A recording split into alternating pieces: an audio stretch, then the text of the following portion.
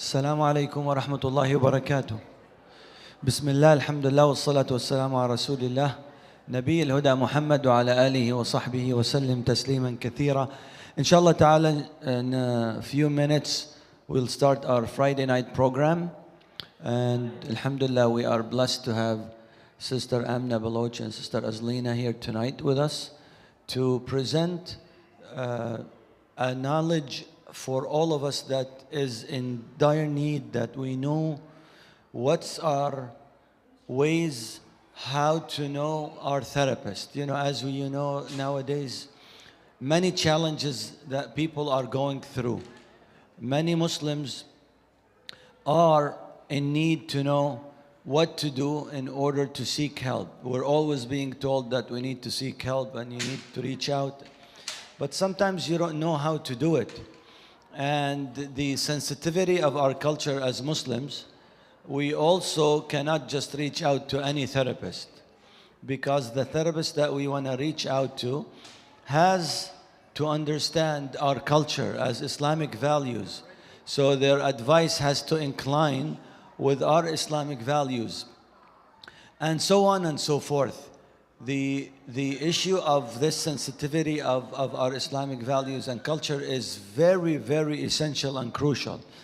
That's why we don't need to risk this by choosing the wrong therapist. So alhamdulillah, tonight's program is more of an educational program of how to educate ourselves and inform ourselves. What are the steps that we need to take? How do we reach out for help? How do we become more informative of what to do and what to avoid, inshallah ta'ala. So in a minute, inshallah, a few minutes, inshallah, we'll start ready, inshallah. Okay, great. So inshallah, we're going to start now, inshallah. If I ask the brothers on this side, if you can move to this side, please. And have the sisters, whoever would like to come closer to this, to my right side, right here, inshallah, align against the wall or whatever makes you comfortable, inshallah. Jazakumullah khair.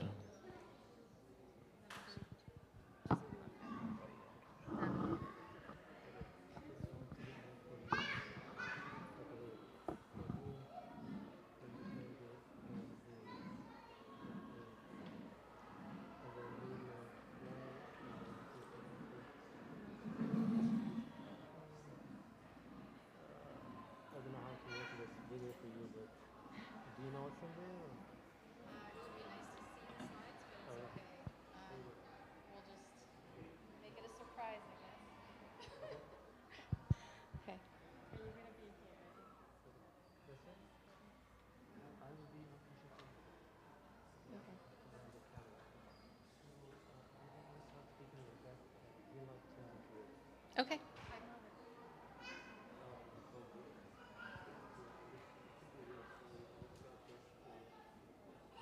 Sorry, you can move if you.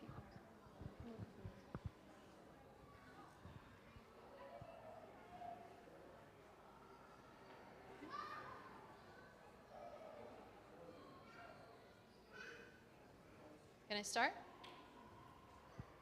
I'm waiting for the green light to turn red. Okay. Bismillah. Assalamu alaikum, everybody.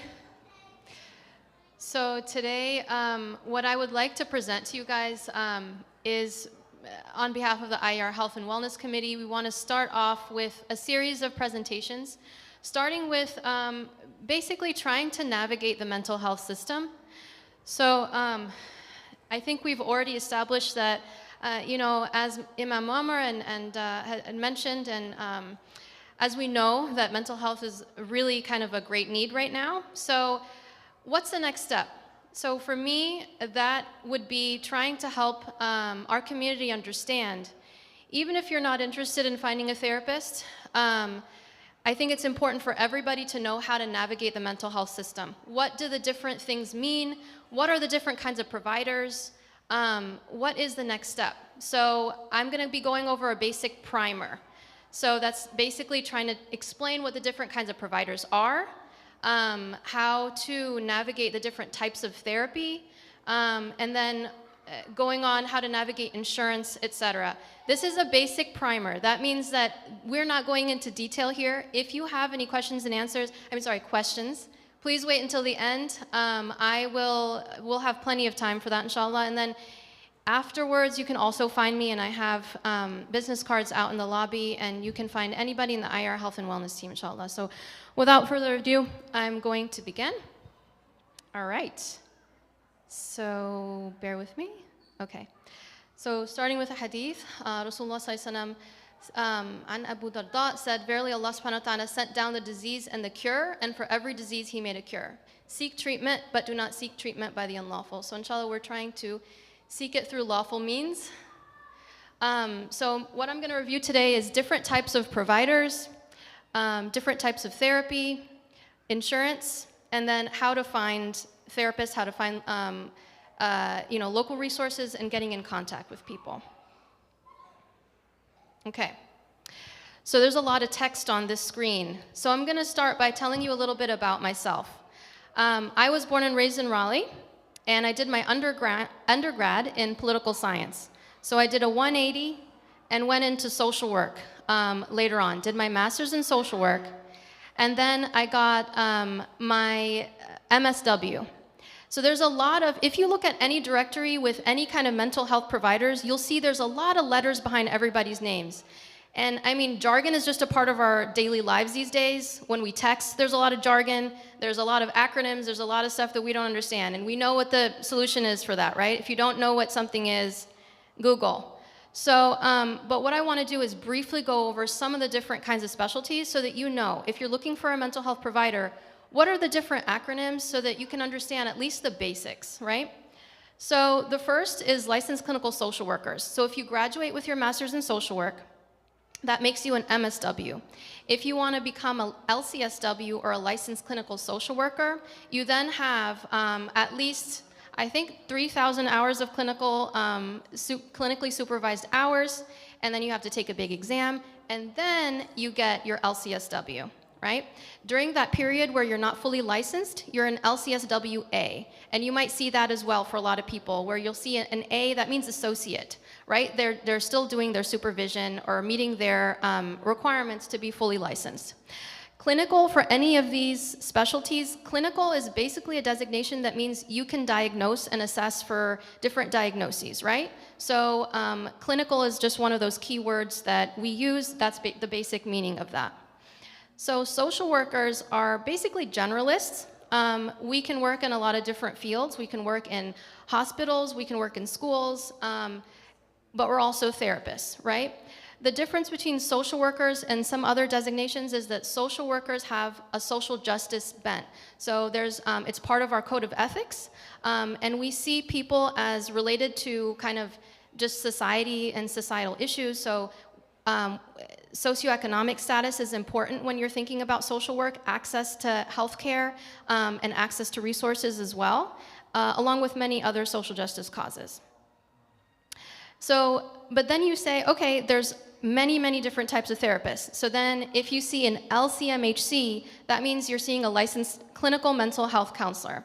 Their focus is also on mental health, but that's their primary focus, is inside of that therapeutic relationship between their clients and themselves, right? So inside of the therapy room.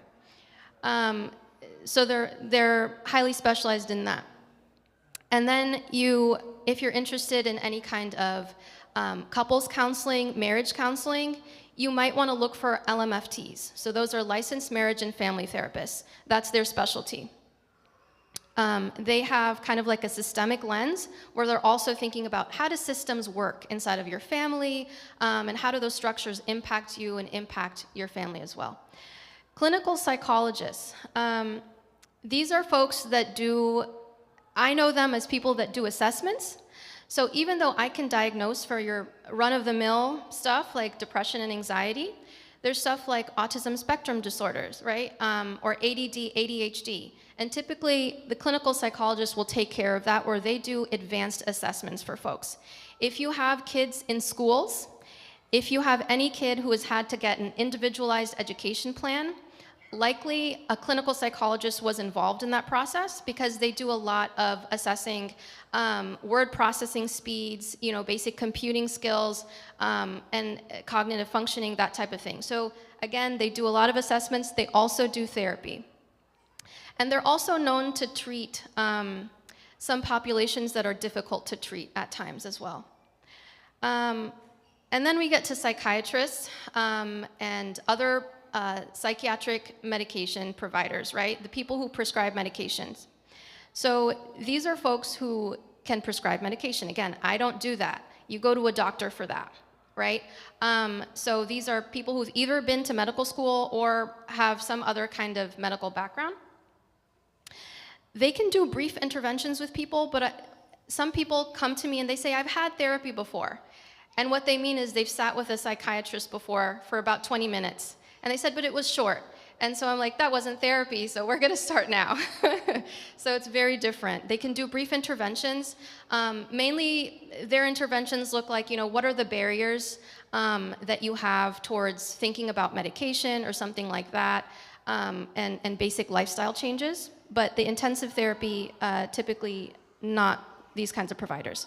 Why is it important to go to a psychiatrist for psychiatric medication instead of going to your GP or family physician? These are specialists who, again, can monitor you very closely. So if you start taking a psychotropic medication, they follow up with you a lot more closely, and they're specialized in this field. So they know a lot more about these different classes of medications. So moving very quickly on, finally you have folks who aren't really mental health providers, but are kind of supports in the community. And so these are folks who might not have had, their masters, but they typically can have like some kind of background in basically like community organizing, that type of thing, or even like working with individuals. So life coaches, behavioral coaches, those kinds of people, they're typically supports in the community. They're also very helpful, but they're not mental health providers. So it's an important distinction. Okay. So different types of therapy. This again, when you're looking for a therapist and you start searching a directory, you're gonna find a lot of people, we have little spiels, right? Where we write, if you're interested in working with me, then you should know that I use, and then there's a bunch of acronyms, our favorite things. Social work therapists are very jargony. We use a lot of this stuff. So they'll say CBT, DBT, MI, and then you're sitting there going, what is this? I don't think I want to do this anymore. I want off this ride. But really what it is therapists use this jargon to kind of communicate sometimes with other therapists, because it tells them these are my specialties. This is what I do. This is the kind of work that I do. And for us, it's easy to recognize, okay, these are the different types of therapy. I'm going to go over briefly some that you might see, but this is by no means an exhaustive list. So when you're looking for a therapist, and I'll go over this later, how to have like a consultation call with your therapist, but really what you want to do is figure out what are their specialties, and if you don't understand what they're saying, ask them. Like say, hey, this is what I'm interested in, I don't know that this is the right fit for me, and then they'll explain what they mean. So the first one, cognitive behavioral therapy. Most people who are familiar with any kind of therapy have heard of cognitive behavioral therapy, basic CBT. This basically says that there's a relationship between your thoughts, feelings, and behaviors. And so you're looking at that a little bit more closely, right? So typically CBT therapists will go, okay, like it's kind of like stimulus response. Oh, you have anxiety over this? When did it start? Why did it start? Do you think it's because you told yourself that you can't, that you're not a good student, so that's why you have anxiety about tests? So then cognitive behavioral therapists will say, if you change your thoughts about you not being a good student, then maybe your feelings of anxiety about your test will change. That's a basic CBT approach. Somatic therapy is very, very popular these days. It's about including the body inside of sessions, inside of the understanding of general mental health and wellness. A very famous somatic therapist, if you guys want to look him up, is Peter Levine. And so he works with different types of somatic therapy. So essentially it's for anybody, but he works also with like combat veterans and stuff like that. So it's really fascinating the things that they found. There was one example of somebody who had, he constantly had tics, basically twitches in his face. And it was actually, Dr. Levine kind of brought it back to the fact that when an IED blew up in Afghanistan, he wasn't able to move fast enough. And so he was just constantly having these tics in his body. And so kind of was able to process that, and his body was able to calm down, and he was able to reduce the amount of tics that he was having. So the next one is psychoanalytic theory, psychoanalytic therapy. Yes, the roots of therapy, right? Freud, Jung, you guys might have heard those names before, where basically these are people who began the whole field of therapy with this focus on the relationship between the unconscious and the conscious mind. Some people do still practice psychoanalytic therapy. Play therapy is one example of a type of therapy that especially folks use with children. So the focus is on using play to make sense of difficult or traumatic experiences and to connect with clients. Solutions-focused therapy is typically shorter-term therapeutic interventions, and it's focused on having a certain kind of outcome. So this isn't stuff where you're really getting very deep into the root causes of some of your beliefs or your values, but it's more into, okay, you want to have this kind of outcome, we'll help you. And so that's a kind of therapy as well. And then there's integrative or holistic. And that basically means you're using a combination of all of these types of therapy. And that's kind of what I use. I use a combination of different types of therapy to best serve your clients according to what their needs are. Okay, so this is just a couple, and some very established therapists in the field have even said that anybody who's been practicing therapy for many years can create their own therapeutic modality, right? A modality is a kind of therapy that you would practice. So, you know, because you're all going to make your own distinctive style. If you're a therapist, typically, you know, how you bring yourself into that room. So some people say there's as many types of therapy as there are therapists. So this is where I'm going to be going over some parts of insurance really briefly, but this is the tricky part, right? You get into this part, you get excited, I found somebody that I really like, but oh no, what about insurance? What does that mean? How do I navigate that? Do they accept my insurance? All of that kind of stuff. And this is typically what is a barrier for a lot of folks. Okay. So the first thing you want to figure out is if the therapist is in network or out of network with your insurance. So let's say that you have Aetna insurance and you want to find somebody that's in network in Aetna. That means that they're paneled with Aetna insurance. So typically if you look on their page or their website, it'll say what insurances that they're paneled with. What that means is that if you have mental health benefits, that you probably won't have to pay out of pocket for that, right? It'll be covered. But out of network, what if you have a therapist that says they only accept out of network? That means that they're not paneled with any kinds of insurance.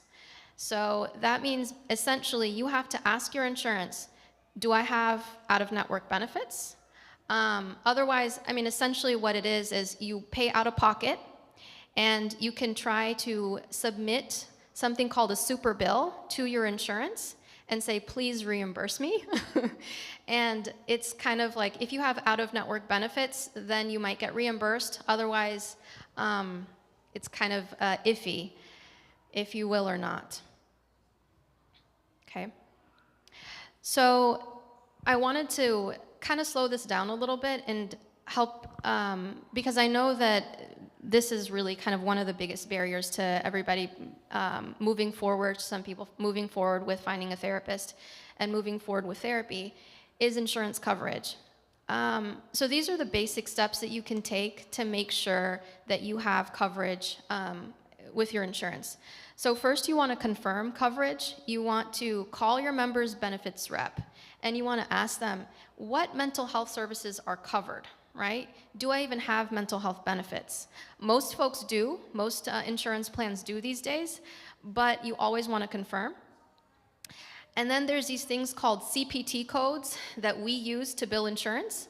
And they're listed, some of the typical ones are listed here.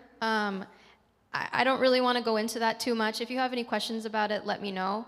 But it's just one way to make sure that your sessions are getting covered. Like if you ask, is a 60-minute session covered? And that is a 90837 code.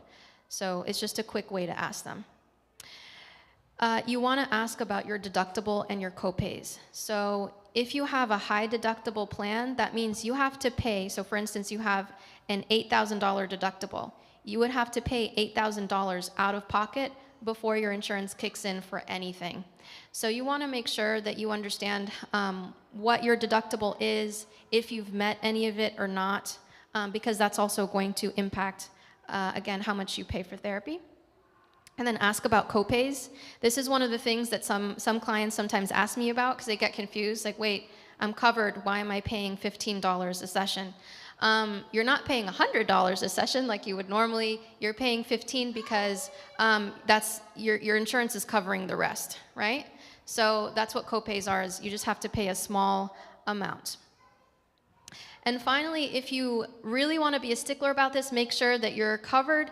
Please call your insurance and then give them your therapist's national provider identifier number, okay? That's our NPI. You can ask your therapist for their NPI. Typically, if you're using a directory, the NPI might even be listed there. And you can say, this is my therapist's NPI. Are they in network with you? And then that's the final way that you can confirm that. Sorry for that. I know it's really dry, but it's important. Okay, and then there's some folks who would say, I just want to pay out of pocket. This is, some people prefer to do that because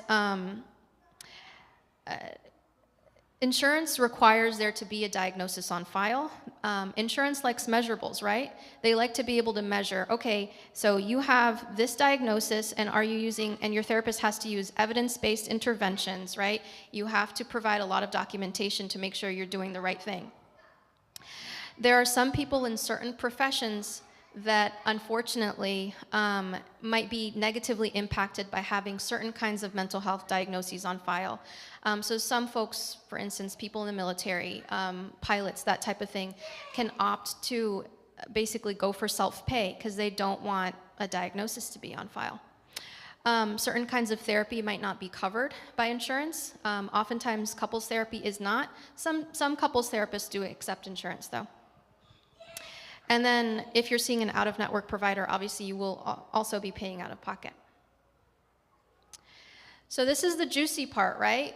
Finally, you get through all of this. You figured out, what kind of therapy you're interested in. You figure out that this person, how to figure out insurance, all of that kind of jazz. And now you're finding the right therapist. So this is where there's lots of directories.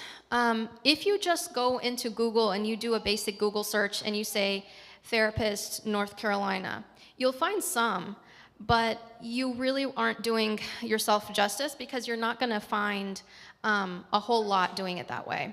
Many more therapists are on directories. The most popular one is Psychology Today. And so that's where you're going to find most of the therapists near you. And if you put in, for instance, Raleigh, North Carolina, Cary, North Carolina into that directory, you'll be able to then specify according to different issues, according to different religions, according to insurance paneling, etc. So you can filter out all of those results. It's a little funny though. I've tried to filter out for Muslim therapists before, and I got therapists from different religious backgrounds. So it's a little of a funny algorithm, but just work with it, and the Muslim therapists that I've seen still pop up. So And there are Muslim directories. Wow. So I know of a couple of directories that Muslims have started. One is muslimtherapist.co.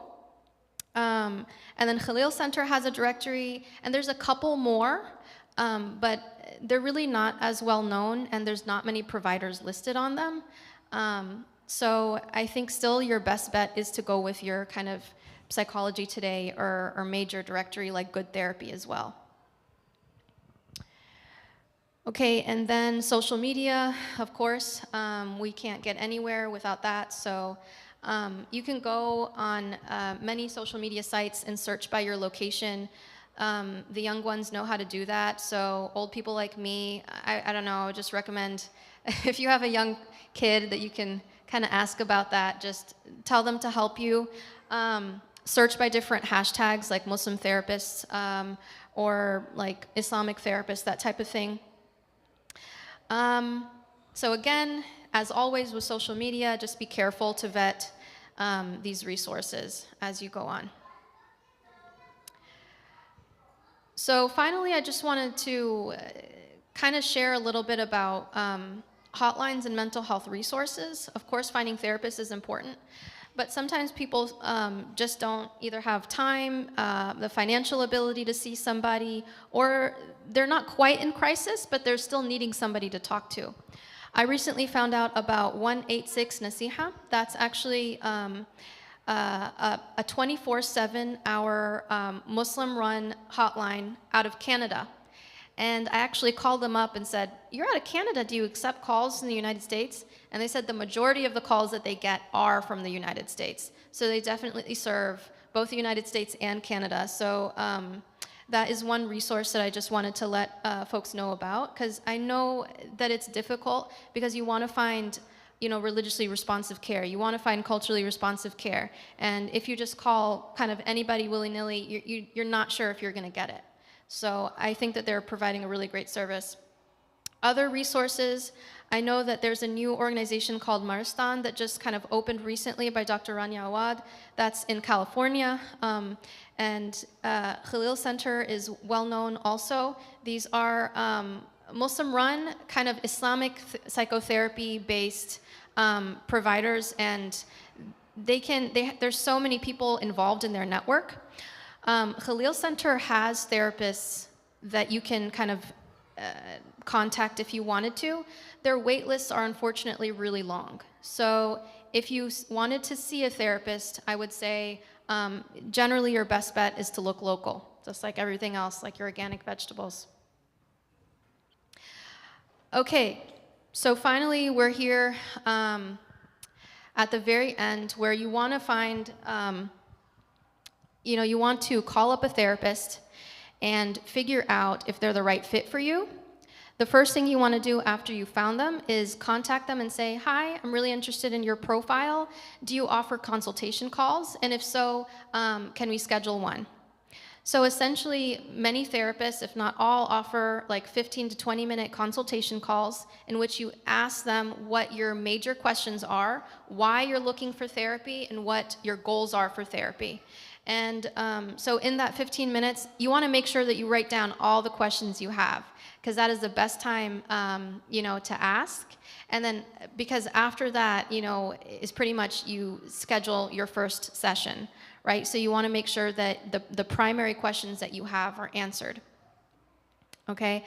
So in that consultation call, you want to say, "Hey, I have been dealing with anxiety for this many years. My primary goal is to work on that, but I also have some kind of issues with my family members. So do you think we could work on both of those things, and what does that look like?" And your therapist will say, "Sure. So I use CBT and somatic therapy." And then you'll be like, "Okay, what do those things mean?" If you've attended this lecture, you might know what those mean. But if not, then kind of do definitely ask them what their approaches are, because that's really going to be important. They mean different things, I promise. Therapists are not all built the same.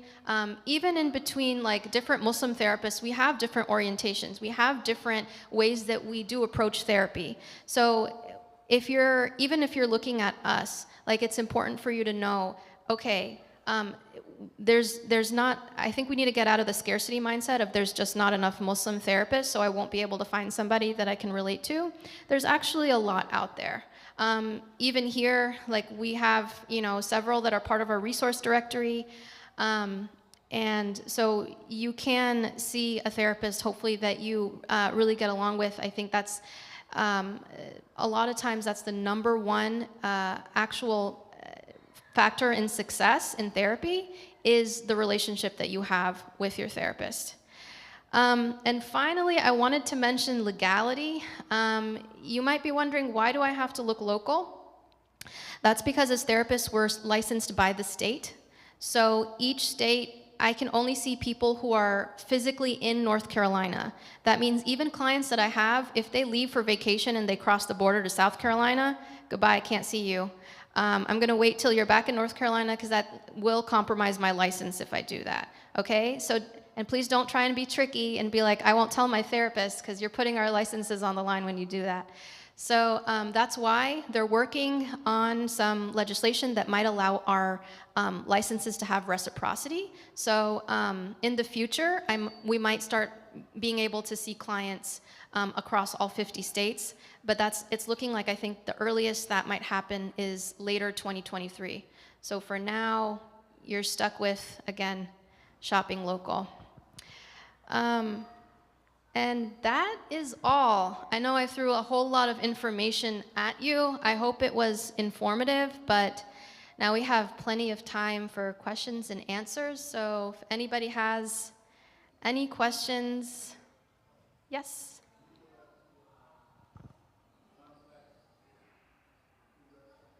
Yes. These ones? This one?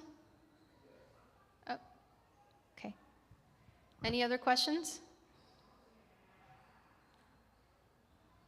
Yes? Brother, can you speak up? Sorry, I don't know. Yeah. Okay.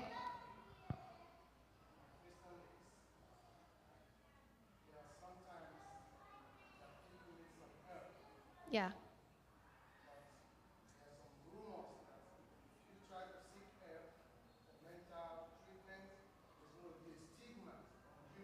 Yeah.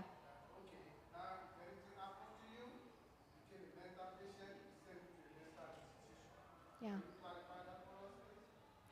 Yeah. So the brother's asking, what about stigma around mental health? So unfortunately, that, as we know, still exists. However, on our end, remember that we are liable to HIPAA, right? So HIPAA law basically makes it so that I have to keep everything that you share with me confidential, including the fact that you see me. So if anybody comes, I have to make sure that I don't even disclose anything about them to anybody, right? So folks should take heart in that. I mean, we take confidentiality seriously because otherwise our licenses are on the line if we don't. But the other part about the stigma, I think that's a community thing. We need to work on that as a community. We need to start understanding that I don't remember the statistics, and honestly, I don't like have them to pull out of my pocket, but I feel, and I don't want to say this like in error, but somebody correct me if I'm wrong, I think it's like 1 out of 4 Americans is going to experience some kind of a mental health problem in their lifetime. I could be wrong, but it's a very large amount of folks. So I think we need to really just remember that the whole purpose is to seek treatment. It's not to sit there and languish, right? The goal of Muslims is to be productive and to be like, improve our relationship with Allah, improve our relationship with our families and our communities. And that's the ironic part of it, is that Muslims will oftentimes look and they'll start, they will work on their physical health, and they'll say, oh, my physical health is in the gutter, my relationship with my family's terrible, and I have so much anxiety. But they'll go to, they'll get a gym membership and they'll go to the masjid, but a therapist is the last person that they'll think about. They will not think about therapy. And I'm trying to, change that. I think, all of the mental health professionals are trying to change that image, because I believe that if you do work foundationally with our intrinsic selves, right, and with a combination of both like your mental health and your spiritual health, that will improve in turn everything else. Because really that's what it's about, is looking into kind of what's going on inside of your heart. So, yeah. Yes. Any other questions? Yeah? Right. Right. Yes.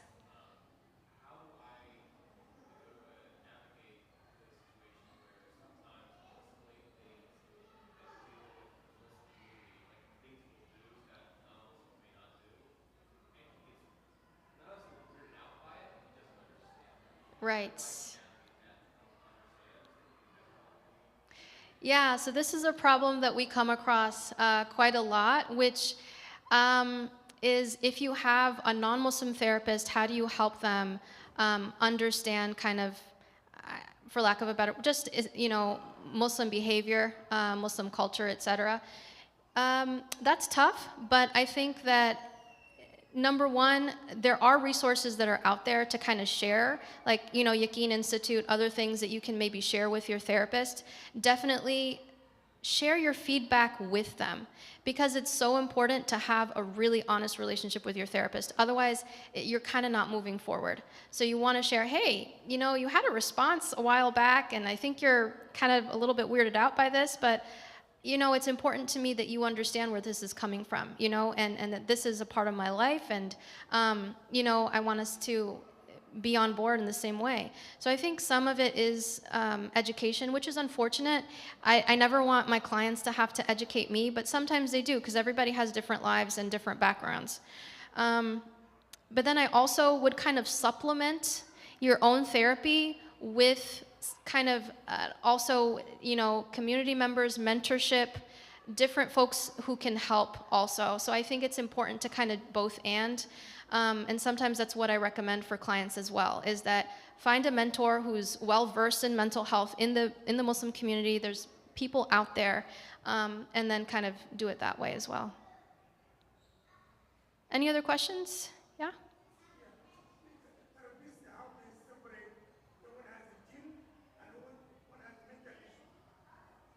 Allahu a'lam. I don't see jinn. So, no, I said I don't see jinn. So, I mean, I really, the best thing that I was always taught is we do what we can to protect ourselves. And so I say, even if it is, sometimes, because people do have sometimes paranoia and psychosis. And so Allahu a'lam what's really going on. But I say, what? It's kind of like tying your camel. You need to protect yourself. Do what we know in the Quran and Sunnah, and then also seek mental health therapy. It's both and, right? So I'm going to go to the sisters real quick and see, is there anybody? Yeah?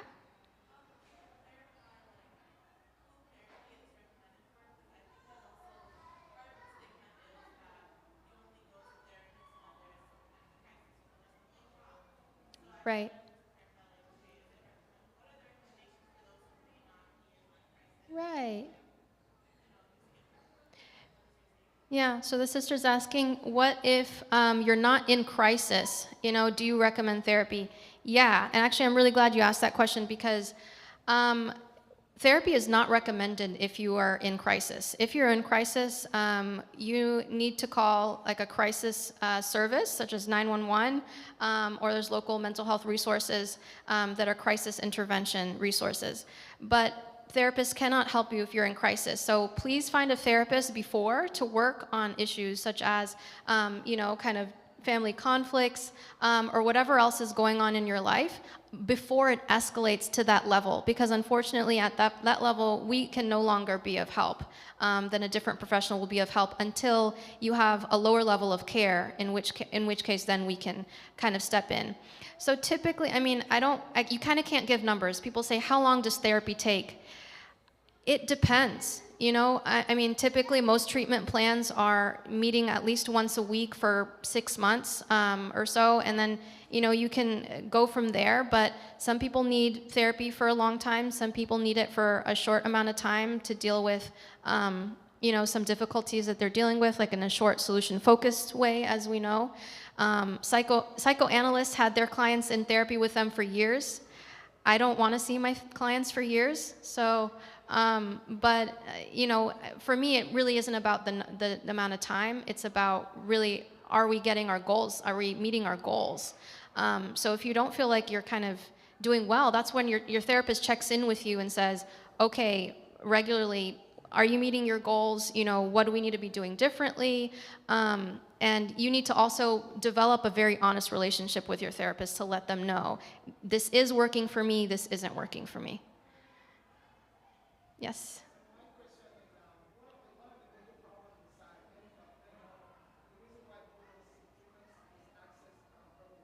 Yeah.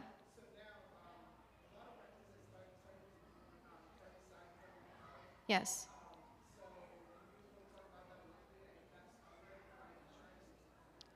Yeah, so during the COVID-19 pandemic, what we had is that insurance provided emergency access to telehealth services, and we've seen that extended, actually, and we don't know when that might be taken away, but so many people have fallen in love with telehealth and with, as we know, working remotely and, you know, just the access that it provides, because I can now see people in parts of rural North Carolina that I couldn't see before, right? So there's just so much access that this allows for. So I don't see it going away anytime soon.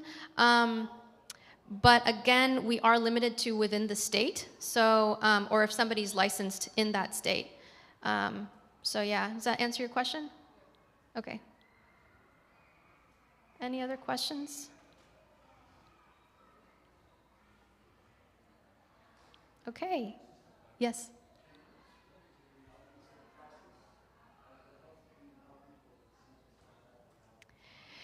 Yeah, so the IR Health and Wellness Committee is working on a referral process, and we're going to hire, I think we're inshallah hired somebody to basically manage those referrals.